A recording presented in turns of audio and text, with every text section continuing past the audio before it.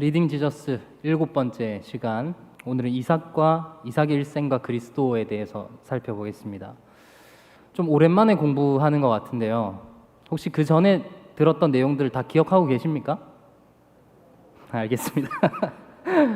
다시 배우면 되니까요. 계속 복습을 해서 우리가 머릿속에 기억을 잘 남겼으면 좋겠습니다. 그래서 이 시간 먼저 복습을 좀 준비를 했습니다. 복습을 좀 해봅시다. 일단 먼저 아브라함의 일생에 대해서 우리가 배웠었는데요. 하나님께서 창세기 12장에 아브라함을 찾아오십니다. 그리고 약속을 주시는데요. 이 약속이 무엇이었느냐 했을 때 세 가지로 좀 정리를 해보면, 첫 번째로 내가 땅을 줄 것이다 말씀하셨고, 또 너로 말미암아 큰 민족을 이루게 할 것이다. 그리고 네 이름을 창대하게 해서 네가 복이 되게 하겠다라는 약속을 주셨습니다. 여기서 좀 주목해 볼 만한 게, 아브라함에게 그냥 복을 주시겠다 이렇게 약속하시는 게 아니고요. 아브라함 네가 복이 되게 하겠다 이렇게 약속하셨어요. 그러니까 아브라함 자체가 복 덩어리가 되게 하셨다라는 거예요. 이건 아브라함 네가 그냥 이 땅에서 잘 먹고 잘 살고 여기서 부유하게 되고 이런 복을 주겠다라고 말씀하신 게 아니라, 영적인 복과 언약의 복을 너로 말미암아 너뿐만이 아니라 너의 후손에게도, 그리고 온 열방 가운데에도 이 복을 주겠다라고 약속을 하신 거죠. 마침 우리가 오전 예배 때 이 말씀을 같이 들었지 않습니까? 그것을 잘 기억하시면 이 약속이 어떤 약속인지를 기억하실 수 있을 겁니다. 그래서 아브라함이 이 약속을 받고 하나님 말씀을 받고 바로 가나안 땅으로 갑니다. 그게 바로 창세기 12장에 나타나는데요. 근데 아브라함의 행동이 어떻게 변합니까? 약속을 끝까지 붙들지 못하고요. 그 가나안 땅, 약속의 땅에 기근이 드니까 애굽으로 이주를 합니다. 그러니까 언뜻 보기에는 그냥 기근이 나서 어쩔 수 없이 이사를 했나 보다 이렇게 생각할 수 있지만, 사실 이거는 하나님에 대한 불신실함인 거죠. 하나님께서 약속하신 땅이 있는데 그 땅을 버리고 애굽으로 도망간 겁니다. 불신앙의 모습을 보여주고요. 또 어떤 불신앙의 모습을 보여주냐면, 자기 아내 사례를 누이라고 속이지 않습니까? 이게 고대 근동에서는 일반적인 방식이었습니다. 자기들이 살아남기 위한 방식이었는데, 이건 어쨌든 하나님 앞에서 불신앙의 행위죠. 왜 그러냐면, 하나님께서 사라를 통해서 그 후손을 주시겠다라고 약속하셨지 않습니까? 근데 아브라함이 배신한 얘기가 창세기 12장이랑 창세기 20장에 두 번 나오거든요. 창세기 12장에서는 아직 사라를 통해서 그 아이를 주겠다라고 말씀은 안 하셨어요. 창세기 20장에 갔을 때는 이미 18장에서 하나님이 사라를 통해서 약속을 하셨거든요. 그러니까 어쨌든 이 아브라함의 행위는 하나님의 약속을 불신하고 하나님의 약속보다는 자기의 개인적인 유익을 위해서 살아간 그런 모습이다라는 걸 나타내는 것입니다. 그리고 또 어떤 불신앙이 있었습니까? 하갈을 통해서 인간적인 방법으로 이스마엘을 낳았습니다. 그러니까 하나님의 약속을 계속 기다리지 못하고 이 정도의 방법으로 그냥 내가 하나님의 약속을 이루어야겠다라고 생각을 했던 겁니다. 그래서 이런 아브라함의 모습들을 쭉 보게 되면, 여러분, 우리가 하나님 입장이라고 한번 생각해 보십시오. 내가 기껏 택해서 불러놨는데 계속 헛걸음만 하고 있는 겁니다. 그러니까 그런 아브라함을 보면 너는 이젠 안 되겠다, 내가 그냥 버리고 다른 사람 선택해야겠다, 그렇게 하실만 한데요. 하나님께서 어떻게 하시냐면 언약을 맺으십니다. 이게 하나님의 은혜의 놀라운 점이에요. 하나님은 계속해서 죄를 짓는 인간을 심판으로만 다루시는 게 아니고요, 은혜로 부르십니다. 그 대표적인 게 언약을 맺으셨다라는 거죠. 우리가 저번에 본 대로 창세기 15장에서 하나님이 횃불 언약을 맺으시는데요. 횃불 언약이라 하면은 짐승을 반으로 쪼개서 그 사이를 언약의 당사자들이 지나가는 겁니다. 근데 그 지나가는 의미는 뭐냐면, 이 언약을 지키지 않았을 때 내가 이처럼 쪼개질 것이다 라는 의미인데, 이때 아브라함이 지나갑니까? 안 지나갑니까? 아브라함은 안 지나가죠. 그럼 누구만 지나가십니까? 하나님만 지나가시잖아요. 그러니까 하나님께서 이 언약을 일방적으로 이루어내시겠다라고 선언하신 겁니다. 이런 언약을 주셨고요. 또 언약의 증표를 주셨는데 그게 뭡니까? 할례입니다. 할례라고 하는 것은 하나님께서 그 몸에다가 그 표시를 새기심으로 내가 너희들 버리지 않을 거야 라고 약속하시는 거죠. 그러니까 계속해서 하나님은 이런 식으로 언약을 맺으시고 약속을 이루실 것을 계속해서 말씀을 하시는데, 아브라함은 또 하나님을 신뢰하지 않습니다. 이런 과정들을 거쳐 나가면서도 여전히 하나님을 신뢰하지 않아요. 그리고 아브라함만 하나님을 신뢰하지 못했던 게 아니고 사라도 하나님을 신뢰하지 못했죠. 그 대표적인 사건이 뭐였습니까? 하나님이 사라에게 약속하셨을 때 사라가 뒤에서 듣고 어떻게 하죠? 비웃습니다. 그러니까 하나님 약속을 제대로 믿지 못한 거죠. 그런데도 하나님 어떻게 하시냐면 그 비웃음을 웃음으로 바꿔주십니다. 웃음이라는 뜻의 아들을 낳게 하시죠. 이름이 뭡니까? 이삭이잖아요. 그러니까 하나님은 하나님의 약속을 비웃는 죄인인 인간들에게 진짜 참된 기쁨과 웃음을 허락해 주시는 분이다라는 거 우리가 배웠던 거죠. 그래서 여러분, 우리가 이런 성경 전체 이야기를 보면서 우리가 주목해야 되는 게 뭐냐면 하나님은 누구신가입니다. 하나님 어떤 분이신가? 하나님 어떤 분이십니까? 하나님은 약속하시는 분이시고요. 약속을 이루시는 분입니다. 다시 한번 말씀드릴게요. 하나님은 약속하시는 분이고 약속을 반드시 이루시는 분이다. 이것을 꼭 기억하시기 바랍니다. 그래서 오늘 성경 공부의 핵심 포인트도 이겁니다. 그럼 하나님께서 아브라함에게 주셨던 약속, 끝까지 이끌고 가셨던 약속이 이삭에게도 여전히 유효할까? 이삭에게도 전수될까? 이걸 오늘 살펴보는 과정입니다. 그래서 이삭의 이야기를 하나씩 살펴보면 일단 이삭의 출생 이야기부터 한번 살펴보겠습니다. 창세기 21장 말씀인데요. 하나님께서 아브라함이 100세가 되었을 때 이삭을 주셔서 아브라함과 사라를 웃게 하셨다라고 합니다. 근데 창세기 21장 1절과 2절 말씀을 보면요. 여기에서만 반복돼서 나타나는 말들이 있습니다. 그게 뭡니까? 하나님이 말씀하신 대로라는 말이 계속 나오죠. 그러니까 짧은 두 구절에서 3번이나 이런 표현들이 나오는데요. 이건 하나님께서 그 약속을 이루셨다라는 걸 모세가 의도적으로 반복해서 기록하면서 강조하고 있는 것입니다. 그러니까 우리는 하나님께서 이렇게 불가능한 상황 속에서 이삭을 태어나게 하신 것만으로도 하나님의 약속이 끊어지지 않았다라는 걸 알 수가 있는 거죠. 이런 100세라는 나이는 절대 인간이 인간적인 힘으로는 자식을 낳을 수 없는, 생명을 잉태할 수 없는 상태잖아요. 근데 하나님께서는 생명이 없는 곳에서 생명을 만들어내시는 분이고요. 약속이 절대 이루어지지 않을 환경에서 약속을 이루시는 분입니다. 그래서 우리가 배웠던 표현이 뭡니까? 하나님은 전능하신 하나님이다라고 했잖아요. 하나님이 전능하시다라는 게 뭐든지 할 수 있다라는 측면에 대한 강조가 아니고 약속을 이루시는 것, 그리고 죽음에서 생명으로 불러내시는 것, 이게 전능하신 하나님의 핵심 포인트라고 했잖아요. 그래서 오늘도 이 전능하신 하나님을 볼 겁니다. 하나님께서 어떻게 약속을 이루어 가시나, 히브리어로는 엘샤다이라고 말을 하는 이 하나님에 대해서 우리가 보겠습니다. 이삭의 출생에 대해서 봤고요. 이삭의 어린 시절을 좀 한번 살펴보면요. 이삭이 난 지 8일 만에 할례를 받게 됩니다. 이삭이 할례를 받았다라는 것은 약속이 이어지고 있다라는 뜻이죠. 그런데 이삭이 젖을 떼었을 때, 그러니까 약 2살이나 3살쯤으로 추정할 수 있는데요. 이때 어떤 일이 발생하냐면 이스마엘이 이삭을 놀리는 사건이 발생합니다. 이때 이스마엘의 나이는 아마 16살쯤 되었을 거예요. 근데 이 이스마엘이 이삭을 놀리는 사건을 굳이 왜 기록했나 싶잖아요. 우리가 봤을 때는 그냥 형제 간의 다툼, 형제 간의 놀림, 장난 이 정도로 보일 수 있는데 여기서 놀렸다라는 단어가 어떤 의미냐면 모욕했다라는 뜻입니다. 조금 더 구체적으로 얘기하면 성적으로 희롱했다 이런 뜻이에요. 그러니까 그냥 놀리고 장난친 정도가 아니라 심각하게 모욕했다라는 겁니다. 이 단어가 언제 쓰인 단어냐면 보디발의 아내가 요셉이 자기를 이제 강간하려고 했다라고 얘기했을 때 그때 썼던 단어가 이 단어거든요. 그러니까 이스마엘이 굉장히 심하게 이삭을 괴롭혔다라는 걸 알 수가 있어요. 우리가 생각해 볼 것은 이스마엘이 왜 그렇게 이삭을 괴롭혔느냐 하는 거죠. 그 힌트가 창세기 21장 10절 말씀에 있는데 사라의 말을 보면 이렇게 나옵니다. 이 여종과 그 아들을 내쫓으라. 이 종의 아들은 내 아들 이삭과 함께 기업을 얻지 못하리라. 이렇게 얘기하잖아요. 그러니까 여기서 유추할 수 있듯이 이스마엘이 지금 이삭을 괴롭힌 이유는 이삭이 자기 대신 상속자가 되려고 하고 있기 때문입니다. 그러니까 원래는 자기가 상속자였는데 이삭이 지금 상속자가 되려고 하니까 그것에 대한 시기와 질투, 그리고 그것에 대한 악에 대한 감정이 있었던 거죠. 생각해 보십시오. 아브라함은 이스마엘을 낳고 10수년 동안 누구를 상속자라고 생각했습니까? 이스마엘이라고 생각했잖아요. 그러니까 이스마엘도 자라면서 그래 내가 상속자지 그렇게 생각하면서 살았을 거예요. 근데 어느 날 이삭이 태어나고 이 이삭이 상속자래요. 그러니까 이스마엘 입장에서는 굉장히 시기가 낫지 않겠습니까? 그래서 이삭을 괴롭힌 거예요.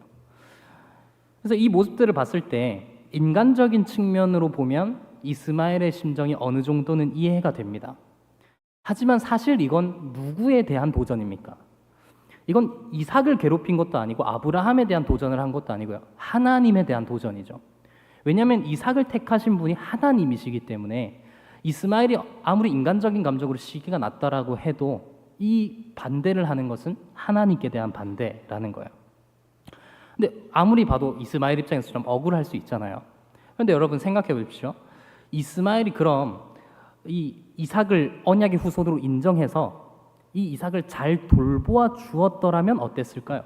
하나님께서 나는 이삭을 택했지 너를 택한 거 아니야. 너는 아무렇게나 살아. 그렇게 내버려 두셨을까요? 그렇지 않았겠죠. 이스마엘이 이 약속을 인정하고 이삭을 잘 돌보았으면 하나님께서 분명히 이삭을 통해서 그 언약의 복을 이스마엘에게도 충분히 주셨을 겁니다. 생각해 보시면 이삭을 하나님께서 택하신 이유 자체가 이삭을 편애해서 택하신 게 아니고 그 이삭을 통해서 하나님의 언약의 복을 흘러가게 만들기 위해서 택하신 건데, 그러니까 이스마엘 입장에서는 그냥 가만히 이삭만 잘 돌보아주면, 그 언약만 잘 믿고 있으면 언약의 복을 누릴 수 있었습니다. 근데 그걸 믿지 못하고 기다리지 못했다라는 거죠. 그래서 사라가 이 모습들을 보면서 이스마엘이 이삭을 괴롭히니까 화가 납니다. 그래서 이스마엘을 내쫓으라 라고 얘기를 하니까 아브라함이 반응을 하는데요. 아브라함이 어떻게 반응합니까? 창세기 21장 11절과 12절 말씀을 보면요, 아브라함이 매우 근심하게 되었다 이렇게 얘기를 합니다. 근데 우리 번역으로는 근심이라고 되어 있는데 사실 원문을 조금 더 정확하게 번역을 하면 아브라함이 매우 화를 냈다 이런 것 의미예요. 매우 언짢아하고 매우 화를 내면서 이 일에 대해서 분노했다라는 것입니다. 그럼 아브라함은 왜 이 일에 대해서 분노했을까요? 당연하죠. 이삭도 자신의 사랑하는 아들이지만 이스마엘도 자신이 사랑했던 아들이지 않습니까? 십수년 동안 이스마엘을 키우면서 인간적인 마음과 애정을 정말 많이 쏟고 있었단 말이에요. 근데 그렇다고 해서 아브라함이 이스마엘을 사랑하는 마음이 언약에 대한 믿음, 하나님의 약속에 대한 믿음이라고는 할 수 없습니다.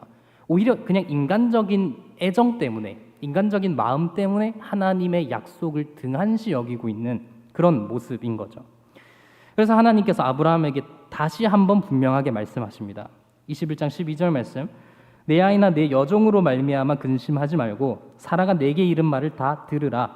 이삭에게서 나는 자라야 내 씨라 부를 것이니라. 확인 도장을 딱 찍어버리시죠. 그러니까 아브라함아, 너 더 이상 이 문제 가지고 나에게 얘기하거나 하지 마라. 분명히 말하건대 이삭이 네 씨로 말미암아 난 자다라고 얘기를 하시는 거예요. 그래서 우리가 이 이야기를 살펴보면서 이걸 한번 좀 생각해 봤으면 좋겠습니다. 여기서 하나님의 약속을 온전하게 의지하고 신뢰하는 사람은 아무도 없습니다. 사라를 생각해 보면 사라가 이스마엘을 쫓아내라라고 얘기했던 것도 약속을 생각해서라기보다는 내 아들이 감히 저 여종의 아들에 의해서 박해를 당하고 있네 라는 게 기분 나빴던 거예요. 그게 화가 나서 내쫓으라고 하는 거지 하나님의 약속에 대해서 생각하고 있지는 않습니다. 아브라함도 마찬가지죠. 이스마엘을 사랑하는 듯 하면서 화를 내고 있지만 사실 이 화는 하나님 약속에 반대되는 모습으로 화를 내고 있다는 거예요. 이 이야기에서 누구도 하나님에 대해서 신실하지 않습니다. 누구도 약속을 깊이 고민하거나 생각하지 않습니다. 근데 이 이야기에서 오직 하나님만이 신실하심을 보여주십니다. 하나님은 그 약속을 계속 기억하고 계시고 잊어버리는 아브라함에게 계속 말씀해주고 계시죠. 이게 우리가 오늘 오전에도 들었던 하나님의 신실하심, 하나님의 열심, 이것을 우리가 말씀을 통해서 볼 수가 있는 겁니다.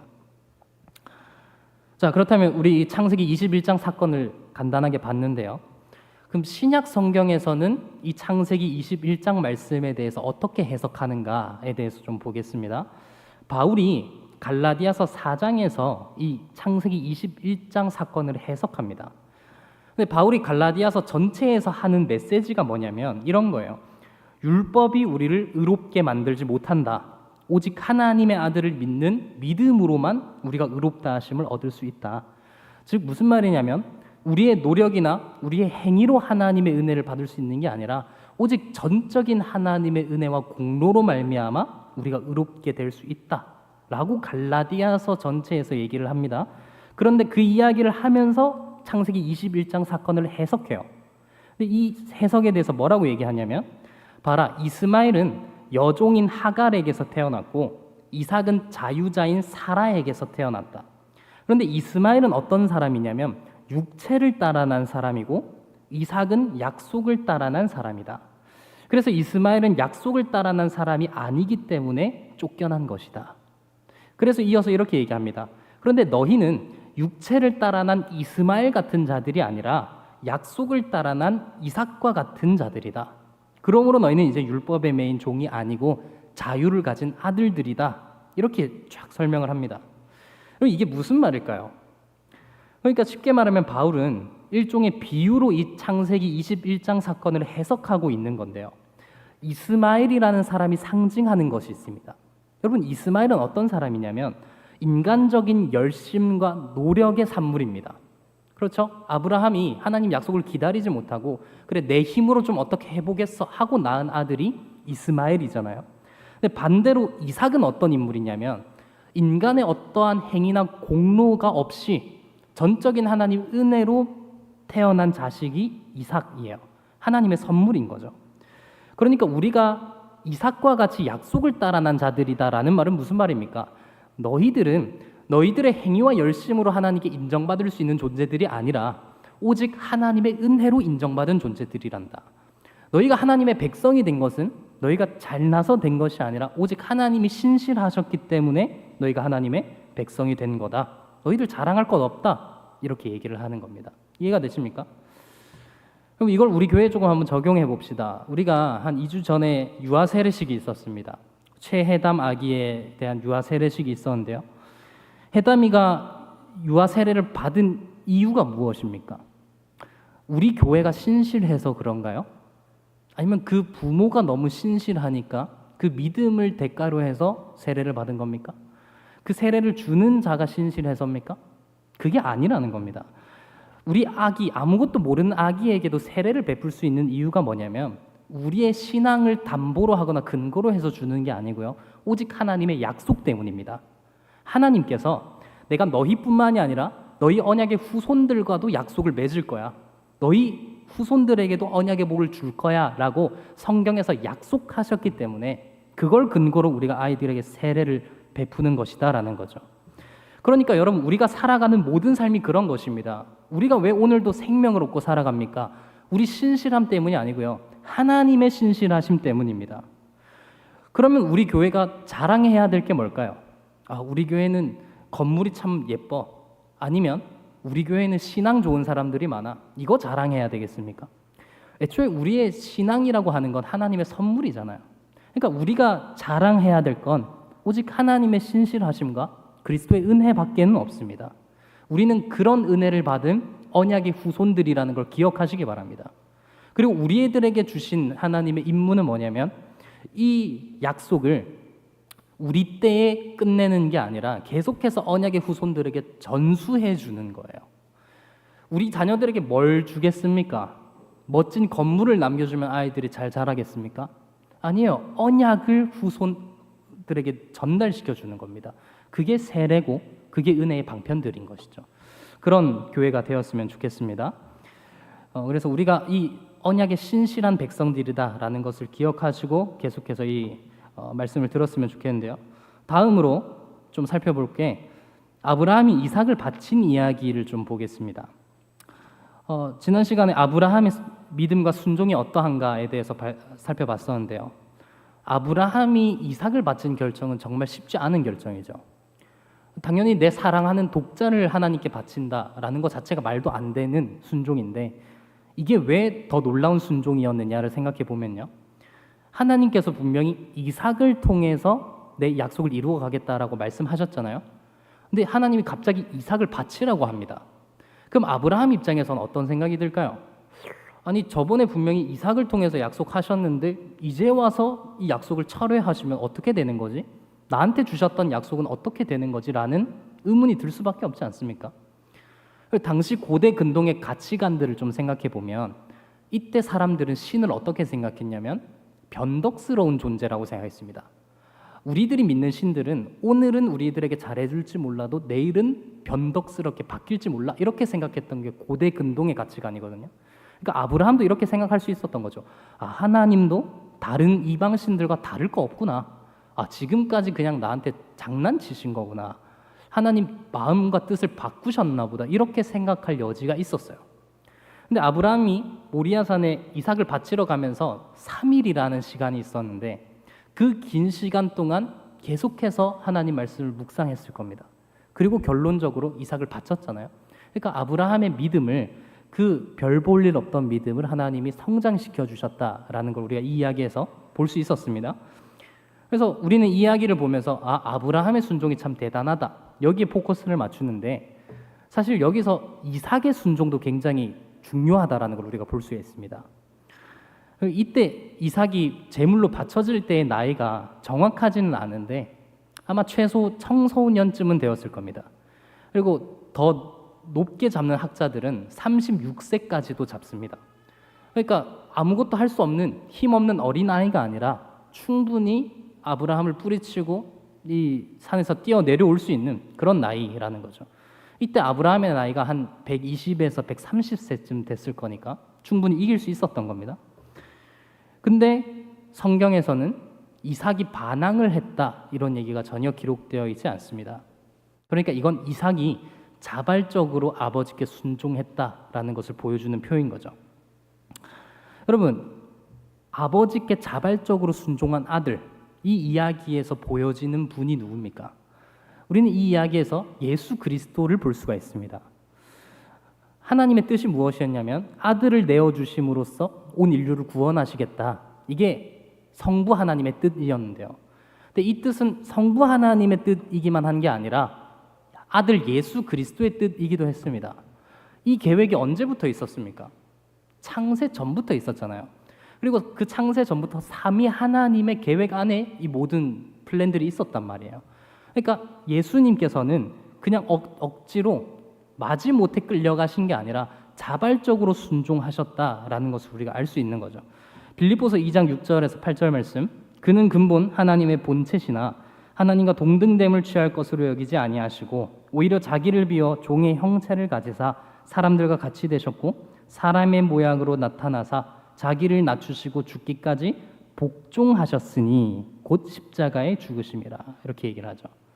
그래서 우리는 이삭의 자발적인 순종의 모습을 보면서 예수 그리스도를 볼 수가 있는 거죠. 근데 여러분, 예수님이 십자가를 지는 일이 왜 그토록 힘겨운 일이었을까요?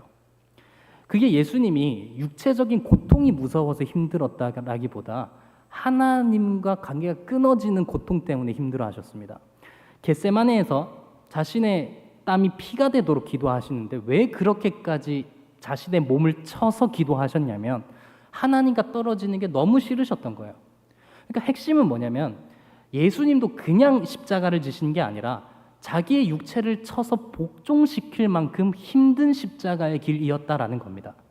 하나님이니까 그냥 마땅히 할 수 있었던 게 아니고요. 쉽게 할 수 있었던 게 아니라 참된 인간으로서 쉽지 않은 순종을 자발적으로 하셨다라는 게 중요한 거죠. 우린 예수님의 십자가의 순종 때문에 은혜를 얻은 겁니다. 그리고요, 여기 나타나 있듯이 아브라함이 이 일이 있고 나서 이 땅의 이름을 뭐라고 부르냐면 여호와 이레 이렇게 부릅니다. 이 여호와 이레의 뜻을 번역하면 어떤 뜻이냐면 여호와의 산에서 준비되리라 이런 뜻이에요. 그럼 여러분, 뭐가 준비된다라는 말일까요? 사실 이 말을 어떻게 또 바꿔서 번역할 수 있냐면 여호와의 산에서 나타날 것이다 이렇게 번역할 수 있거든요. 그럼 생각해 봅시다. 무엇이 준비되고 무엇이 나타나겠습니까? 여기서 나타난다라는 궁극적인 실체는 무엇이냐면 예수 그리스도의 십자가 죽음 그리고 예수 그리스도 그분 자체인 것입니다. 그분에 대한 예표의 말씀이 이 여호와 이레라는 말씀 안에 담겨 있는 거예요. 그래서 이 이삭이 바쳐진 이 산 이름이 뭐냐면 모리아산인데 이 모리아산 위에 뭐가 세워지냐면 성전이 세워집니다. 조금 더 구체적으로 말씀드리면 모리아산 위에 아라우나의 타작마당이라는 곳이 있었고요. 그곳에 하나님의 성전이 세워져요. 그런데 나중에 이 성전, 돌 성전이 무너지지 않습니까? 그러니까 이 성전을 봤을 때 이 성전은 영원한 게 아니구나라는 걸 볼 수 있어요. 그럼 영원한 성전은 무엇이냐라고 했을 때 그게 바로 예수 그리스도인 것입니다. 예수님께서 참 성전으로 오실 것을 이 이삭의 사건에서 예표하고 있는 거예요. 그래서 예수님께서 어디서 돌아가시냐면 골고다 언덕에서 십자가를 지시고 돌아가시지 않습니까? 그러니까 그게 성전 바로 밖에 있는 곳이 골고다 언덕이고 예수님이 십자가를 지신 곳이거든요. 그러니까 예수님은 참 성전으로서 십자가를 지셨다. 그분의 순종으로 말미암아 십자가를 지셨다라는 걸 우리가 알 수 있는 겁니다. 그런데 여러분, 이렇게 이삭이 예수 그리스도를 예표하고 있는데 차이점이 있죠. 이삭은 순종했을 때 누가 죽습니까? 자신이 죽지 않고 자기를 위해 준비된 양이 죽임을 당합니다. 근데 예수님이 순종하셨을 때는 예수님 자신이 어린 양이 되어서 죽임을 당하십니다. 그래서 세례 요한이 예수님을 보고 뭐라고 얘기하냐면 보라, 세상 죄를 지고 가는 하나님의 어린 양이로다, 이렇게 얘기를 합니다. 이 세례 요한이 예수님을 보고 어린 양이다라고 표현할 때는 1차적으로는 유월절 어린 양을 염두에 두고 말한 겁니다. 유월절에 어린 양이 희생되어서 이스라엘이 구원을 받은 것처럼 예수 그리스도로 말미암아 우리가 구원을 얻는다라는 걸 보여주는 건데, 사실 이 부분뿐만이 아니더라도 성경에는 예수님을 양이라고 표현하는 부분이 굉장히 많거든요. 이사야를 봐도 그렇고요. 다른 역사서나 선지서들을 보면 예수님을 양으로 비유한 게 참 많습니다. 그럼 왜 예수님을 양으로 비유했을까요? 예수님 하나님이잖아요. 그럼 좀 더 멋있는 걸로 비유하면 좋지 않습니까? 예를 들면 예수님은 코뿔소였더라 하면 좀 힘세 보이잖아요. 근데 왜 굳이 예수님을 양으로 비유합니까? 예수님이 아무런 힘 없는 어린 양처럼 십자가를 지셨다라는 걸 보여주는 것입니다. 원래는 우리가 그런 존재인 거예요. 우리가 아무런 힘 없이 아무런 반항할 것도 없이 그 십자가를 져야 하지만 예수님이 우리처럼 약해지셔서 십자가를 지셨다는 거죠. 하지만 핵심은 예수님이 어쩔 수 없이 십자가를 지신 게 아니라 자발적인 순종으로 이 십자가를 감당하셨다라는 게 핵심입니다. 그럼 여러분, 우리 예수님의 순종으로 말미암아 우리가 받게 된 복이 무엇입니까? 로마서 5장 17에서 19절 말씀 제가 읽어드리겠습니다. 한 사람의 범죄로 말미암아 사망이 그 한 사람을 통하여 왕노릇하였은즉 더욱 은혜와 의의 선물을 넘치게 받는 자들은 한 분 예수 그리스도를 통하여 생명 안에서 왕노릇하리로다. 그런즉 한 범죄로 많은 사람이 정죄에 이른 것 같이 한 의로운 행위로 말미암아 많은 사람이 의롭다 하심을 받아 생명에 이르렀느니라. 한 사람이 순종하지 아니함으로 많은 사람이 죄인 된 것 같이 한 사람이 순종하심으로 많은 사람이 의인이 되리라. 그럼 보십시오. 예수님의 순종으로 말미암아 우리가 받게 된 복이 뭐냐면 우리가 원래 아담 때문에 죄인이 되었지만 이제는 예수님 때문에 의인이라고 칭함받게 된 것입니다. 이게 예수님을 통해서 받게 된 복이에요. 여러분, 이걸 그냥 대충 생각하시면 안 됩니다. 우리가 예수님의 은혜로 구원받았다라는 말이 그냥 예수님이 피를 흘리셔서 내 죄가 사해졌다, 이 정도에서 멈추시면 안 됩니다.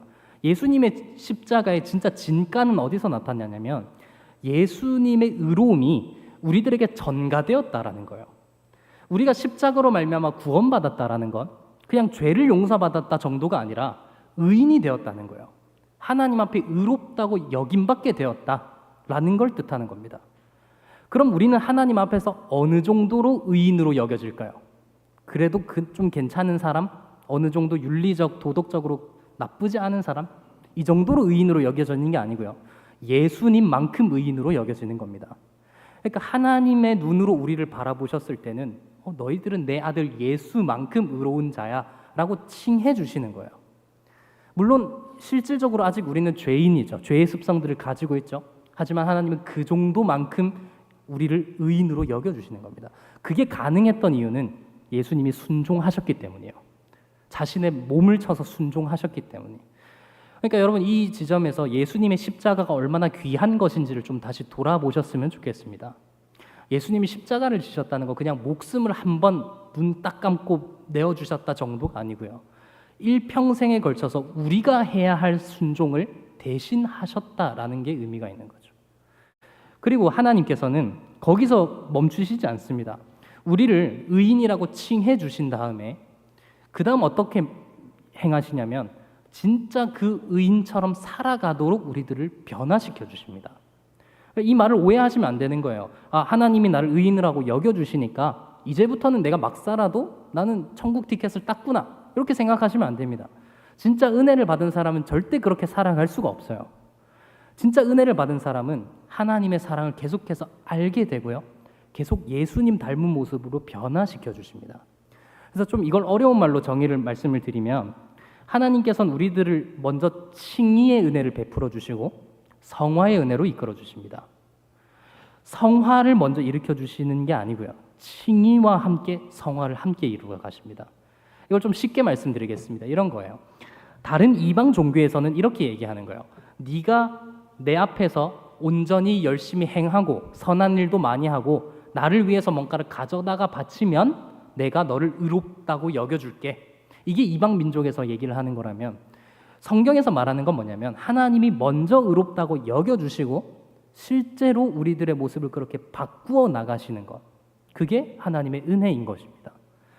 그래서 여러분, 이걸 잘 생각해 보십시오. 내가 예수님 믿은 지 몇십 년이 지났는데 여전히 나의 죄의 문제가 남아있고 계속해서 그 자리에서 머물러 있고, 아니 오히려 조금 더 흘러 떠내려가는 것 같다고 느껴진다면 진짜 우리가 칭의를 받은 자들이 맞는가?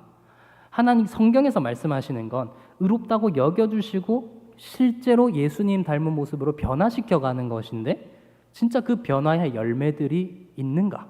이것을 우리가 생각해 보아야 되는 겁니다. 그게 진짜 우리가 복을 누리면서 살아가는 것입니다. 그래서 정리를 합니다. 이 이삭의 순종을 통해서 우리는 두 가지를 확인해야 됩니다. 첫 번째는 예수님께서 우리를 위해 자발적으로 순종하여 주셨다라는 사실을 확인해야 되고, 두 번째로는 그리스도 닮은 마음을 가져야 된다. 그리스도를 닮고자 하는 열망, 거룩에 대한 열망, 의와 공도를 행하게 하려고 부르신 그 하나님의 뜻에 합당한 삶을 살아가는 것, 그걸 우리가 원해야 된다라는 것입니다. 자, 다음으로 다른 이야기를 또 보겠습니다. 이삭이 결혼한 이야기를 좀 한번 보겠습니다. 이삭이 굉장히 늦게 결혼을 합니다. 몇 살 때 결혼하는지 아십니까? 성경에 보면 40세에 결혼했다라고 하거든요. 그러니까 지금 기준으로 치면 조금 늦었네 이렇게 생각할 수 있을지 모르는데, 이때 당시 기준으로 보면 되게 늦은 나이예요. 이때 평균 결혼하는 나이 또래가 어떻게 됐냐면 10대 후반에서 20대 초반에 보통은 다 결혼을 했습니다. 그러니까 굉장히 늦은 나이에 지금 이삭이 결혼을 하려고 하는 거죠. 그래서 우리가 이 이야기를 보면서 이삭이 고민이 많았겠다, 한 가정이 조금 속을 많이 썩였겠구나, 이 정도로 보시면 안 됩니다. 이삭이 지금 결혼을 못했다라는 건 그냥 한 가정의 문제가 아니고요, 하나님 나라 입장에서 굉장히 큰 문제인 거예요. 왜입니까? 하나님의 언약이 이삭 때에서 지금 끊겨질 위기인 거예요. 이삭이 아내가 없었더라라는 이야기를 읽으시면서 이삭 불쌍하네 이렇게 넘기면 안 됩니다. 지금 하나님 나라의 위기가 찾아온 것이구나, 하나님의 언약이, 약속이 이어지지 못할 위기가 닥친 거구나, 이렇게 해석을 하셔야 되는 겁니다. 그래서 아브라함이 어떻게 하냐면 이 이삭의 신부를 구하는 문제가 굉장히 중요하니까 자기 종에게 이삭의 신부를 구해오라고 얘기를 합니다. 근데 지금 이삭과 아브라함이 살고 있는 동네가 가나안 땅이잖아요. 그럼 상식적으로 어디서 구하는 게 제일 편합니까? 네, 가나안 땅에서 신부를 구하면 제일 좋죠. 근데 아브라함이 뭐라고 얘기하냐면 내 고향으로 가서 이삭의 신부를 구해라, 이렇게 얘기를 합니다. 근데 아브라함이 떠나온 곳과 지금 가나안 땅의 거리를 계산해 보면 한 900km 정도 되거든요. 그러니까 이때 당시 걸음으로 치면 한 달 정도는 편도로 걸어가야 이 곳에 닿을 수 있는 겁니다. 그러니까 굉장히 먼 걸음인데 왜 굳이 고향에서 아내를 데려오라라고 얘기를 했을까요? 그 이유가 뭐냐면 하나님 언약 백성으로서의 정체성을 지키기 위해서입니다. 이때 만약에 이삭이 가나안 땅의 여자를 데려다가 신부를 삼았으면 가나안 족속들이 믿는 이방 신들, 우상들과 융화됐을 겁니다. 그럼 하나님 나라의 언약의 정체성이 깨어지는 거잖아요. 그러니까 아브라함이 지금 이삭의 아내를 저 멀리서 데려오라라고 하는 건 신앙의 고백인 겁니다. 그리고 종도 이것에 대해서 인지하고 있었고요. 그래서 종이 이 이삭의 아내를 데리러 가기 전에 어떤 맹세를 하냐면 아브라함의 허벅지에 깊숙한 곳에 손을 대가지고 맹세를 합니다. 이거 고대 근동에서 되게 엄숙한 맹세를 뜻하는 거예요. 그러니까 믿음의 결단을 하고 가는 거죠. 내가 다른 곳에서는 절대 구하지 않겠습니다. 우리 아브라함이 말한 것처럼, 하나님 말씀하신 것처럼 믿음의 걸음을 따라 저 멀리서 데려오겠습니다. 이렇게 얘기를 하는 거예요. 그래서 아브라함의 종이 도착을 했습니다. 나홀성이라는 곳에 도착을 하게 되는데, 이때 종이 가장 먼저 했던 게 뭐냐면 기도였습니다. 기도. 그러니까 아브라함의 종이 얼마나 신실한지를 볼 수 있죠.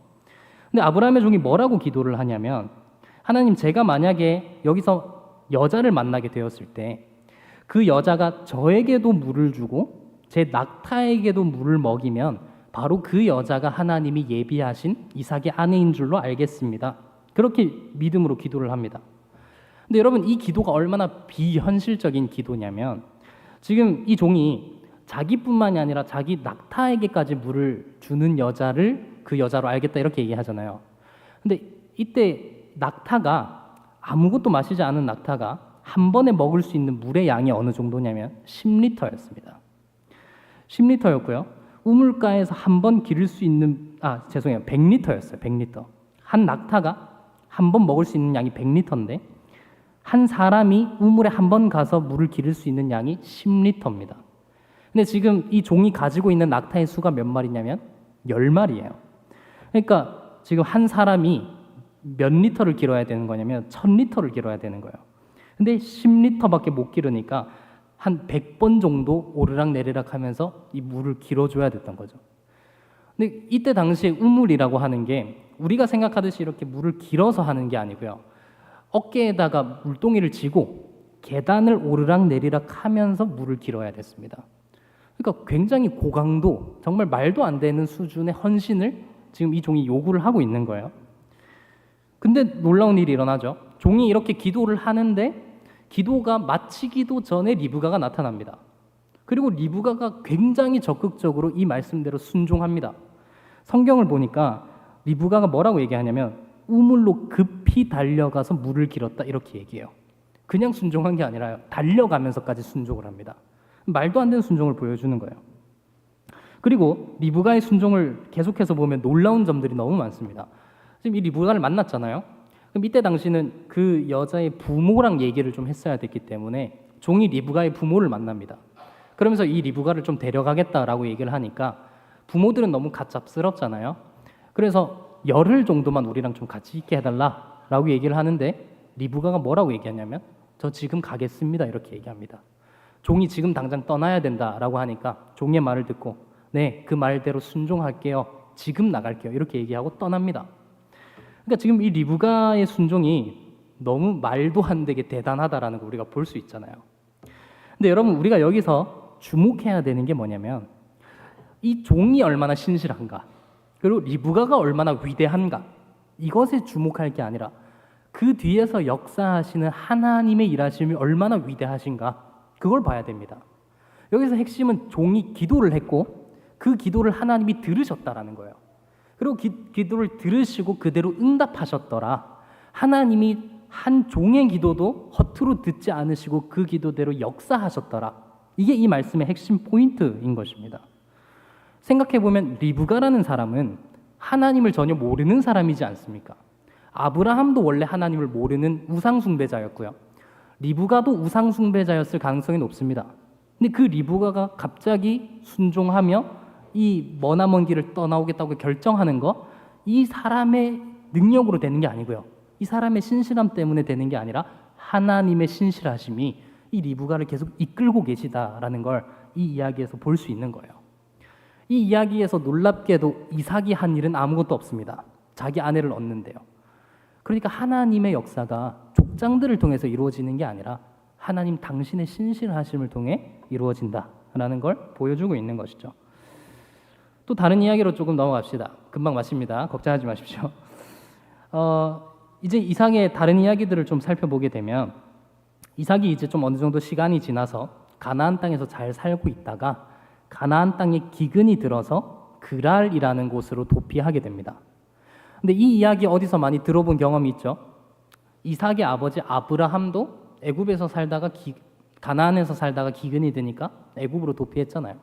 그러니까 이삭도 똑같이 아버지 아브라함처럼 그 약속에 신실하지 못하고 머물러 있지 못하는 모습을 보여주고 있는 겁니다. 그리고 또 어떤 이야기를 들려주냐면 아버지 아브라함도 자신의 아내를 누이라고 속였는데 이삭도 자기 아내를 누이라고 속입니다. 그러니까 그 아버지의 그 아들인 거죠. 하나님 입장에서 이제 좀 버리셔도 될 것 같습니다. 이제 너는 좀 안 되겠다. 내가 몇 번이나 너희들에게 약속을 주는데 너희들이 이렇게 하느냐라고 하실 수 있는 상황이지만 하나님 여전히 이삭을 보호하십니다. 그래서 하나님께서 여전히 이삭을 보호하고 계시다라는 게 어디서 드러나냐면 이삭이 부자가 됩니다. 부자가 되고요. 성경은 이걸 보고 뭐라고 얘기하냐면 여호와께서 그에게 복을 주심으로 이삭이 부자가 되었다. 이렇게 얘기를 해요. 근데 이삭이 부자가 되니까 지금 이 블레셋 사람들은 시기가 나지 않겠습니까? 그래서 이삭의 우물을 막아버리는데요. 이 사람들이 우물을 막아버리니까 다른 곳에 가서 또 우물을 팝니다. 근데 또 우물이 생겨요. 샘이 터져서 우물이 만들어져요. 그럼 또 블레셋 사람들이 또 이 우물을 막아버립니다. 이게 계속 반복되어서 일어납니다. 여러분 이게 사실 불가능한 일이거든요. 지금도 우물을 파는 거 굉장히 어려운 일이잖아요. 나름대로 과학기술과 장비들이 있는데 근데 이때 당시에 최첨단 장비가 아무것도 없는 상황에서 계속 이삭이 파는 곳마다 우물이 나온다? 이거 엄청난 일인 것이죠. 그래서 여러분 이 모습을 보면서 이걸 섣부르게 적용해서는 안 됩니다. 이거 보면서 역시 하나님 함께하면 가는 곳마다 형통한 거구나. 이삭이 가는 곳마다 우물이 터진 것처럼 내가 장사를 하면 잘 될 것이고 내가 사업을 하면 잘 될 것이고 내가 직장을 얻으면 승진할 것이고 이런 식으로 그대로 적용하면 안 됩니다. 이삭은 반드시 부자가 되었어야 했어요. 왜입니까? 그래야 하나님의 약속이 이루어지니까요. 이삭이 부자가 되어야 내가 많은 민족을 너에게 주겠다라고 하신 하나님의 약속이 성취될 거 아닙니까? 그러니까 지금 이삭이 받은 이 물질적인 복은 사실은 궁극적으로 이들에게 주어질 영적인 복을 예표하고 있는 그림자 정도일 뿐인 거예요. 이삭이 물질적인 복을 받았다고 해서 우리도 똑같이 받게 된다 이렇게 적용할 게 아니고요. 이들이 받은 영적인 복이 똑같이 우리들에게 임하게 될 거다라는 걸 믿으셔야 된다라는 거죠. 그래서 여러분 이삭의 모습을 한번 좀 보십시오. 이삭이 우물을 파니까 샘이 열리는데 계속 블레셋 사람들이 어떻게 해요? 막잖아요. 쫓겨다닙니다. 그러니까 이 모습이 보여주는 그림이 뭐냐면 성도는 하나님 나라 백성은 이 땅에 살아가면서 고난받으면서 살아간다는 거예요. 하는 일마다 형통하게 된다 이거 얘기해 주는 게 아니라 너희들은 이 세상에서 핍박받을 거야. 고난받을 거야. 하지만 너희들에겐 영적인 복이 있고 너희는 하나님 나라 백성이기 때문에 하나님이 너희를 보호하실 거야. 이게 이삭 이야기에서 보여주는 핵심 말씀인 것입니다.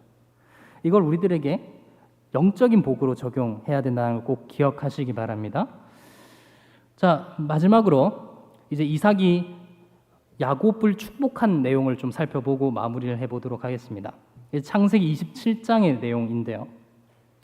이제 시간이 좀 많이 지나서 이삭이 죽을 때가 다 되었습니다.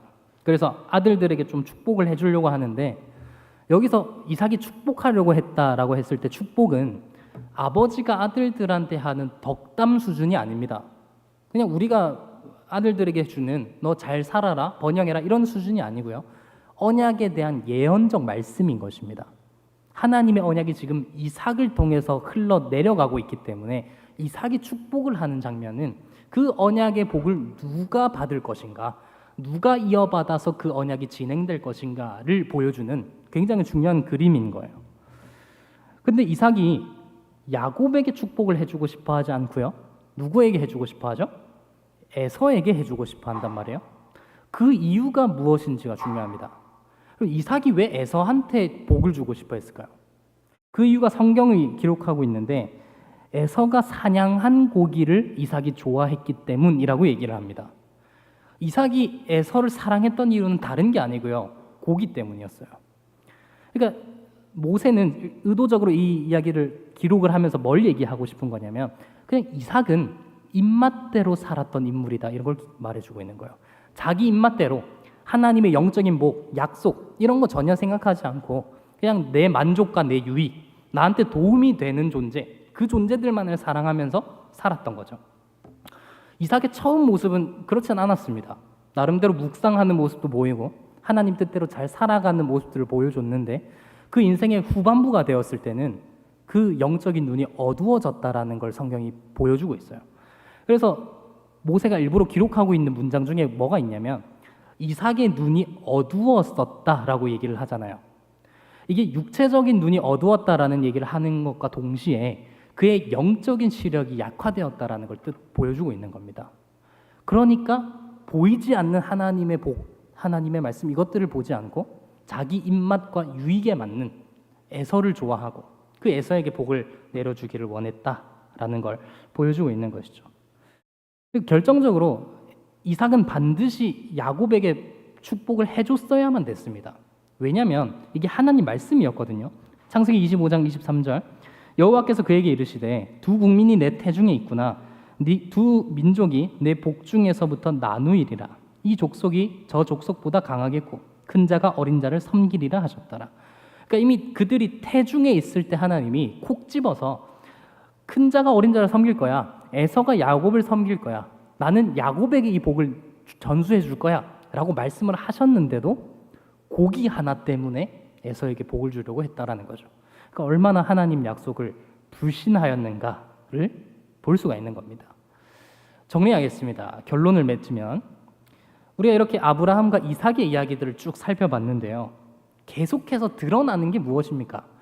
이들이 하나님 앞에 얼마나 불신실하였는가, 얼마나 고집스럽게 하나님의 약속을 신뢰하지 못하였는가라는 걸 보여줍니다. 근데 성경은 그걸 비추면서 더 중요한 모습들을 비춰줍니다. 뭐냐면요, 인간은 고집스럽게 하나님을 신뢰하지 못했지만 하나님은 더 고집스럽게 인간들과 함께 하시며 언약을 이루어 가셨다라는 거예요. 인간의 악함과 인간의 불신실함보다 하나님의 선하심과 신실하심이 훨씬 더 강력하다라는 거, 우리의 죄악보다 하나님의 은혜가 훨씬 더 크고 놀랍다라는 것을 성경이 계속해서 보여주고 있는 겁니다. 여러분, 이 하나님께서 오늘 우리들에게도 똑같이 말씀하고 계시는 겁니다. 너희들의 모습을 한번 비추어 봐라. 너희가 아브라함이고 너희가 이삭이지 않느냐. 내가 아들 예수 그리스도로 말미암아 너희들에게 놀라운 약속을 이미 주었는데 너희는 계속 그 영적인 복 생각하지 않고 이 땅의 문제만 생각하면서 살아가지 않느냐. 너희들에겐 하나님 나라보다 직장의 문제가 더 중요하지 않느냐. 너희들에게 영적인 복보다 그냥 이 땅에서 어떻게 하면 뭐 먹고 살까를 더 생각하지 않느냐. 그러나 이제 돌이켜라. 내가 언약을 붙들고 있다. 너희들은 하나님 백성으로서 살아가는 존재들이다 라는 걸 오늘 말씀이 우리들에게 알려주고 있는 것이죠. 그래서 여러분, 이 하나님의 부르심에 응답하는 자들이 되었으면 좋겠습니다. 하나님의 백성은 이 기쁜 소식을 들을 때 응답하는 사람입니다. 말씀을 들을 뿐만이 아니라 지켜 행하는 자가 하나님 나라 백성이라고 성경이 얘기합니다. 그런 부르심에 응답하는 우리 진목교회 성도들 되기를 주님의 이름으로 축복합니다. 하나님 감사합니다. 오늘도 하나님